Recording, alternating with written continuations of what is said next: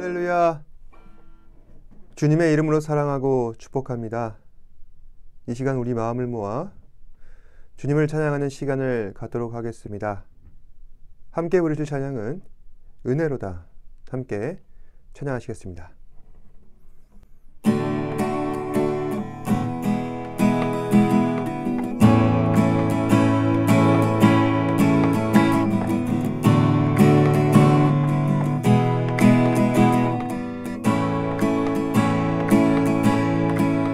시작됐네. 우리 주님의 능력이 나의 삶을 다스리고 새롭게 하네. 자유 안에 죄와 사망으로부터 나의 삶은 변하구나.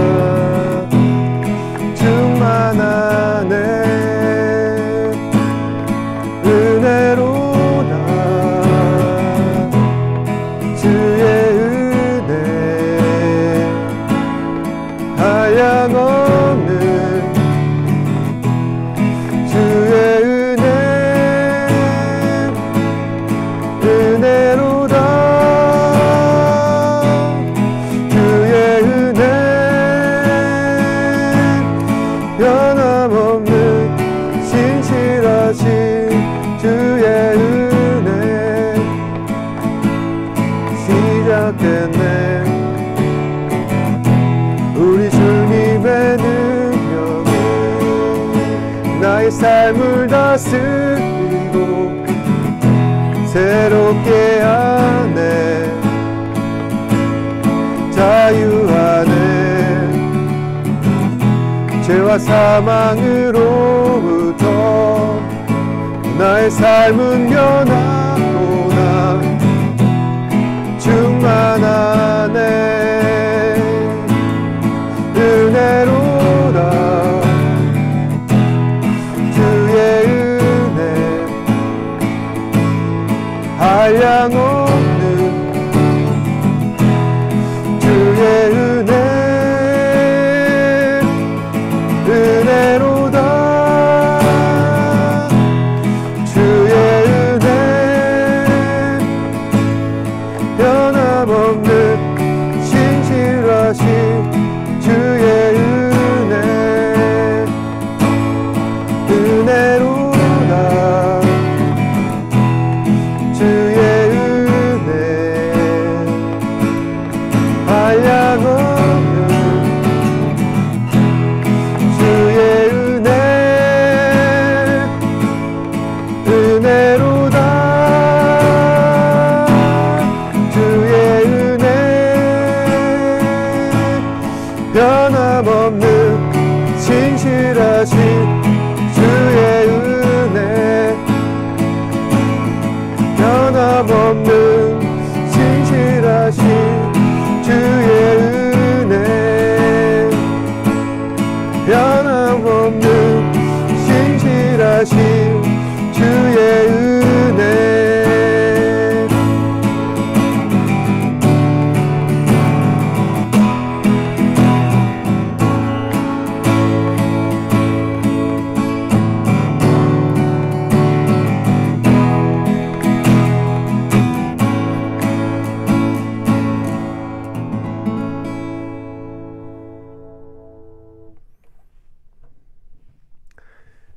이번에 부르실 찬양은 주님 말씀하시면 함께 찬양하시겠습니다.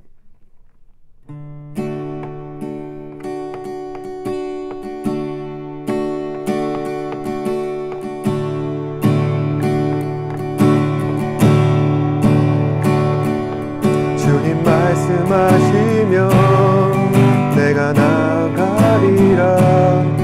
주님 뜻이 아니면 내가 멈춰서리라. 나의 가고 서는 것 주님 뜻에 있으니 오 주님 나를 이끄소서. 주님 말씀하시면 내가 나가리라. 주님 뜻이 내가 멈춰서리라.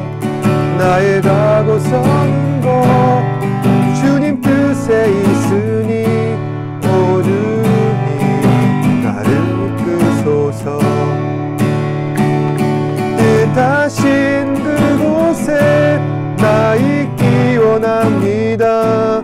이끄시는 대로 순종하며 살리니 연약한 내 영혼 동하여 일하소서. 주님 나라와 그 뜻을 위하여 뜻하신 그곳에 나 있기 원합니다. 이끄시는 대로 순종하며 살리니 연약한 내 영혼 동하여 일하소서. 주님 나라와 그 뜻을 위하여 오 주님 나를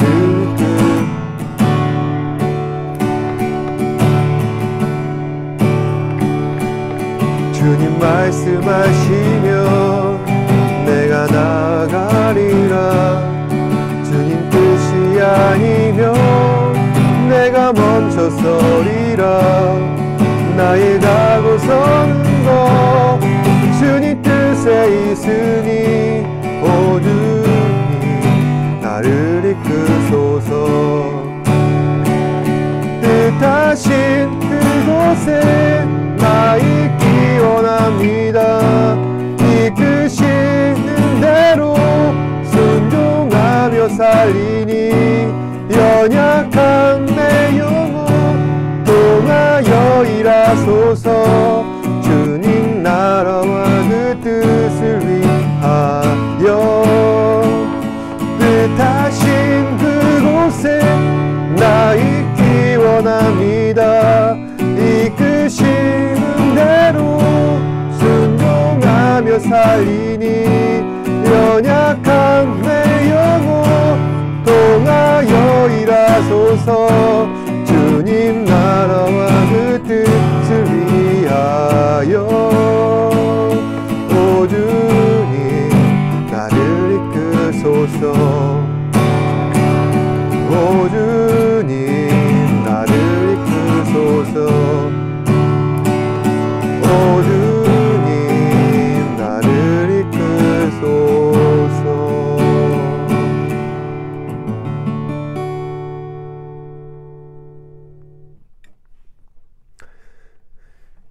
마지막으로 부르실 찬양은 내 영혼은 안전합니다. 함께 찬양하시겠습니다.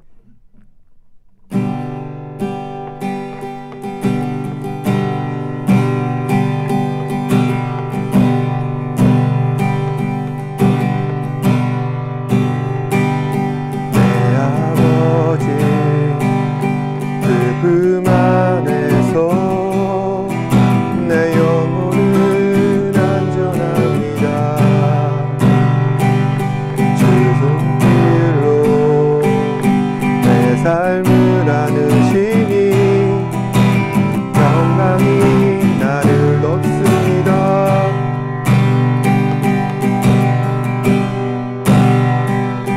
내 아버지 그 안에서 내 영혼은 안전합니다. 그 손길로 내 삶을 안으시니 평강이 나를 덮습니다. 나 비록 넘어지며 흔들리지만 내 안에 거하며 나를 붙드시니 내 생각은 쉽게로 돌리고 주시는 평강의 옷을 입습니다. 주 약속 안에서 내 영혼 평안해. 내 뜻보다 크신 주님의 계획 나 신뢰해. 두려움 다 내려놓고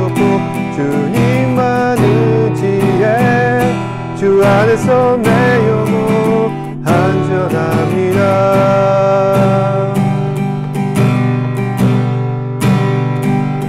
내 아버지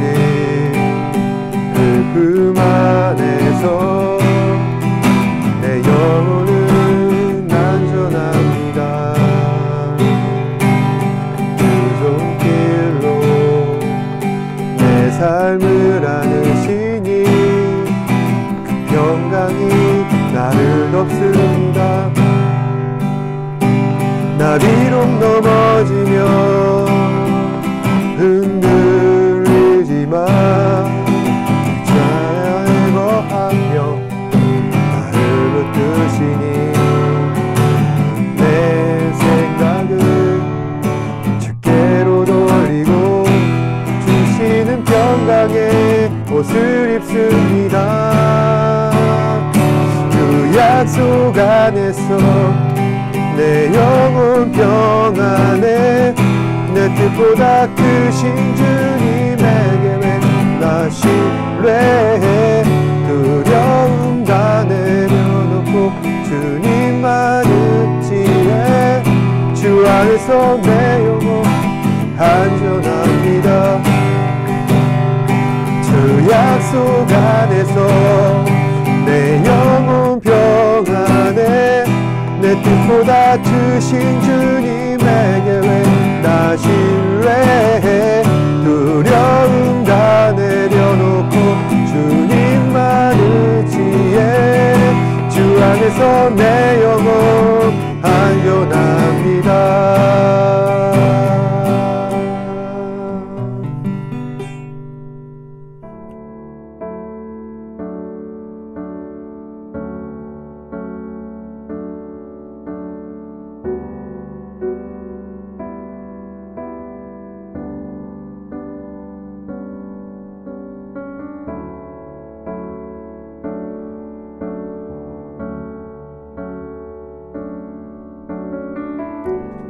어떤 사람이 한 목사님께 이런 질문을 했다고 합니다. 목사님, 제가 담배를 좀 피우고 싶은데 기도하면서 담배를 피워도 되나요? 그러자 목사님께서 다음과 같이 대답하셨죠. 당연히 안 되지. 그 사람은 그 말을 또 듣고 이번에는 이렇게 질문을 했다고 합니다. 그럼 목사님, 담배를 피우면서 기도를 해도 되나요? 그러자 목사님은 주저하면서 되지 라고 대답을 했다고 합니다. 사실 기도를 하면서 담배를 피든 담배를 피면서 기도를 하든 그 어느 쪽도 신앙인이라면 반드시 지향해야 하는 일입니다. 그럼에도 불구하고 이 질문의 선후 관계에 따라 상대방의 의도에 말려드는 경향이 우리 주변에는 흔히 나타나고 있습니다. 내가 계획하고 설계한 사고의 틀을 따라 상대방을 몰아넣고 벗어나지 못하게 하는 것. 바로 이러한 심리적 기술을 우리는 프레임이라고 합니다. 현대사회에서 프레임은 다양한 분야 가운데 사용되고 있습니다. 특히 정치와 언론의 영역에서 이러한 프레임의 기법은 교묘히 사용되고 있습니다. 참과 거짓의 여부와 관계가 없이 상대방을 자신만의 프레임에 가둬놓고 옴짝달싹 못하게 하는 것입니다. 이러한 점은 신앙의 영역에 있어서도 마찬가지라 할 수 있습니다. 우리는 세상을 살아가고 있지만 하나님 나라의 백성으로 살고 있습니다. 세상과 하나님의 나라. 현실 속에서 서로 공존할 수밖에 없는 분명한 한계 영역이 있는 것이죠. 그런데 여기서 우리가 명심해야 할 것은 무엇보다도 하나님의 말씀입니다. 하나님께서는 우리에게 세상을 살면서도 하나님 백성답게 살아가야 한다 말씀하고 계십니다. 하지만 오늘날 많은 신앙인들은 하나님 백성으로 살기보다 세상과 더 친밀하게 살고 있습니다. 무엇보다 세상의 가치관과 세계관이 우리 의식 가운데 깊이 뿌리 박혀져서 하나님의 말씀을 온전히 받아들이지 못하게 하는 것입니다. 가장 단적인 예로 진화론과 창조론의 논쟁입니다. 우리는 하나님께서 천지를 창조하셨다는 사실을 말씀을 통해 믿고 있습니다. 하지만 정규 교육 과정 가운데에서 이 진화론을 객관적이고 과학적이고 검증 가능한 절대적 진리처럼 가르치고 있기에 우리는 큰 혼란을 겪고 있습니다. 과연 말씀이 참 진리라 할 수 있는가? 결국 진화론과 창조론의 대립도 이 세상이 만들어 놓은 잘못된 프레임의 예시라 할 수 있는 것입니다. 그래서 마치 창조론을 비이성적이고 비과학적인 미신 같은 주장으로 치부하고 있는 것이죠. 우리는 말씀을 통해서 이런 잘못된 사상과 철학들을 깨뜨려야 합니다. 극복해야 합니다. 그래야 더 큰 믿음과 확신과 소망을 가지고 우리는 신앙생활을 할 수 있게 되는 것입니다. 그래서 오늘은 그 첫 번째 시간으로 기독교 가치관 그리고 그 소주제로서 데이트에 대하여 함께 얘기해 보고자 합니다. 한 여론에 따르면은 지금부터 약 12년 전 청년들을 대상으로 결혼에 대해서 긍정적으로 생각하는 사람들을 조사해 봤더니 약 56% 정도가, 그러니까 절반을 조금 넘는 수준이 결혼을 긍정적으로 생각하고 있었습니다. 그런데 최근 2년 전 이 같은 질문으로 조사를 해본 결과 결혼에 긍정적으로 반응하고 있는 청년들의 비율이 약 36% 정도, 그러니까 청년 10명 중에 3명 정도가 결혼을 긍정적으로 생각하고 있다는 것입니다. 왜 이 10년 사이에 사람들은 결혼에 부정적으로 생각하고 있는 것인가? 그것을 심층적으로 좀 조사해 봤더니 전체 비율에서 20-30% 정도가 결혼이 왜 필요한가, 그 필요성을 느끼지 못한다는 것입니다. 거기에는 삶의 자유를 포기하지 못해서, 그리고 혼자 살아가는 것이 더 편해서 결혼을 불편하게 생각하고 있다는 것입니다. 물론 결혼을 긍정적으로 생각하지 못하는 대다수의 이유로 많은 사람들은 경제적 이유를 크게 지목하고 있습니다. 하지만 분명한 것은 이처럼 경제적 어려움으로 결혼에 부정적인 사람들도 언젠가는 잠재적 결혼 불편러가 될 가능성이 매우 높습니다. 따라서 사회 전체적으로 우리가 결혼을 할 수 있는 사회 경제적인 토대, 그리고 안정적인 삶의 보장, 생존 위협의 완화, 결혼에 대한 사회적 인식의 대전환이 필요한 시점입니다. 그리고 이를 위하여서 큰 담론이 있어야 할 것입니다. 무엇보다도 여기에 더하여 결혼에 대한 기독교적인 입장이 반드시 필요하다 할 수 있습니다. 그러면 왜 결혼에 대한 기독교적 입장과 성경적인 설명이 반드시 필요한 것일까? 왜냐하면 결혼이라는 제도를 처음 만드신 분이 바로 하나님이시기 때문입니다. 오늘 함께 읽으신 말씀, 창세기 1장 27절에서 27절 말씀 한 번 더 읽도록 하겠습니다. 하나님이 자기 형상 곧 하나님의 형상대로 사람을 창조하시되 남자와 여자를 창조하시고 하나님이 그들에게 복을 주시며 하나님이 그들에게 이르시되 생육하고 번성하여 땅에 충만하라. 땅을 정복하라. 바다의 물고기와 하늘의 새와 땅에 움직이는 모든 생물을 다스리라 하시니라. 이미 우리가 여러 번 읽고 배우고 익혀서 잘 알고 있는 말씀이라 할 수 있습니다. 하나님께서 태초에 천지를 창조하시고 마지막 날에 인간을 창조하셨는데 하나님께서는 한 사람만 지으신 것이 아니라 두 사람, 즉 남자와 여자를 창조하셨다는 말씀입니다. 그리고 그들에게 복을 주셔서 생육하고 번성하여 땅에 충만하라. 이것은 곧 하나님께서 남자와 여자의 결혼을 주재하시고 맺어주셔서 부부로 삼으셨다는 사실을 증명하고 있는 것입니다. 그러니 처음으로 결혼을 만드신 분은 하나님이십니다. 자유분방한 생각을 갖고 있는 사람들은 결혼은 인위적이라며 우리에게 강제하지 말라 합니다. 물론 그 생각 충분히 존중합니다. 어느 누구도 결혼을 인위적으로 강제할 수는 없습니다. 내가 만약 피치 못할 사정으로 결혼할 기회를 놓친다거나 내가 포기할 수밖에 없는 그런 상황 가운데 놓인 사람들도 분명히 있기에 모든 입장을 우리는 10분 공감해야 합니다. 하지만 동시에 우리는 성경을 참 진리의 말씀으로 생각하고 있기에 모든 결혼을 부정적으로 인식하는 것은 하나님 말씀을 거역하는 것으로 받아들일 수밖에 없습니다. 따라서 이 땅에 살면서 인생의 한 옵션으로 늘 항상 결혼을 염두에 두고 앞으로의 삶을 설계해야 할 것을 여러분께 당부드리고 싶습니다. 그렇다면 여기서 두 번째 질문입니다. 결혼이 우리 인생의 중요한 과제로 생각이 된다면 과연 어떠한 사람을 인생의 반려자로 맞이해야 할 것인가? 계속해서 여론조사를 인용할 수밖에 없는데 최근 한국갤럽에서 성인 남녀 5,100명을 대상으로 결혼을 하게 되었을 때 가장 먼저 보는 배우자의 선택 기준으로 성격이 가장 압도적인 비율을 차지했다고 합니다.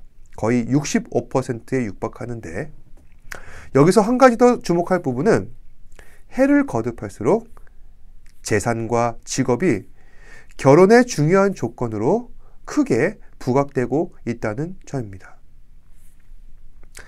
이것을 보았을 때 일반적으로 이 성인들의 배우자의 선택 기준은 매우 실용적이고 현실적이라 할 수 있습니다. 이처럼 배우자 선택 기준에 있어서 많은 사람들이 성격을 압도적으로 지목하고 있는 것은 결혼 이후의 상황을 내다볼 수 있는 아주 현명한 선택이라 할 수 있는 것입니다.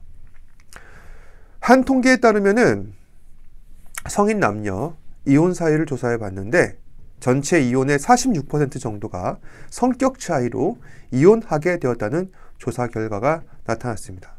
결국 각자의 성격 차이가 이혼의 가장 큰 원인이 된다 할 수 있습니다. 그래서 결혼을 전제로 우리가 누구를 만났을 때 그 기간을, 그 사람에 대해서 알아보는 기간을 충분히 가지는 것이 우리는 중요하다 할 수 있습니다. 단순히 애정도를 높이고 만남을 즐기는 것보다 그 사람에 대해 내가 알아가는 것과 내가 어떤 사람을 원하고 어떤 사람이 나에게 가장 잘 맞는 사람인지 발견해 나가는 과정이 필요하다는 것입니다. 연애는 환타지이고 결혼은 리얼리티입니다. 내가 그 사람과 얼마나 잘 맞추며 살아갈 수 있는지 그것을 파악하는 것이 바로 데이트라는 것이죠. 그런데 믿음의 자녀들은 여기서 한 가지 더 생각해 볼 부분이 있습니다. 바로 신앙의 문제입니다. 오늘날 많은 청년들은 배우자를 생각할 때 고려해야만 하는 조건들 가운데 신앙을 최우선 상황에 제외하는 경향이 있습니다.